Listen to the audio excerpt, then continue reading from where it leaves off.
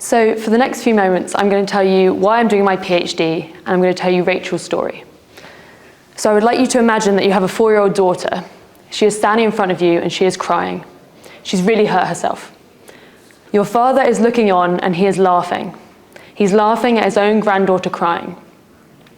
This is not the man you know. This is a symptom of his dementia, and it's getting worse. At age 59, he was diagnosed with frontotemporal dementia, and symptoms include things like inappropriate behavior.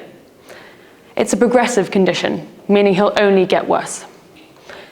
In going to your doctor, you found out that he has a hereditary form, and you carry the same faulty gene. You will also get this awful condition. As you look down at your 4-year-old daughter, you know that she has a 50% chance of that same fate. This is Rachel's life. This is the reality of someone living with frontotemporal dementia. However, there is hope. We are currently in an era of clinical trials for dementia, and there are actually some treatments in the pipeline for this specific form. However, we currently don't have accurate ways to measure whether these treatments actually work, so they can be approved and not rejected. So, how can we do this? Well, as part of my PhD, I look in body fluids, and this is things like blood. And to do this, I use something called a sandwich assay. And this is not as tasty as it sounds.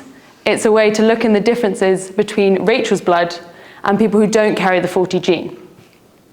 So, what have I found? Well, one major finding for my PhD is the interplay between two key molecules. They're known as progranulin, shown here in purple, and prosapsin in orange. For some context, in our brains, these molecules act like best friends. They're often found together, and they have very similar roles in our brains to keep them functioning as they should. However, in the blood of people like Rachel, we found that there was reduced levels of progranulin and increased levels of prosapsin. This difference could explain what's going wrong in the brain and why we develop symptoms like we see in Rachel's father. So what now? Well, 5 years ago, these trials did not exist, and there was limited hope. Now they do exist, but we don't have great ways to measure whether they actually work. Hopefully, this research can change that. Trials that actually restore the balance of these two molecules could help us solve the puzzle of frontotemporal dementia.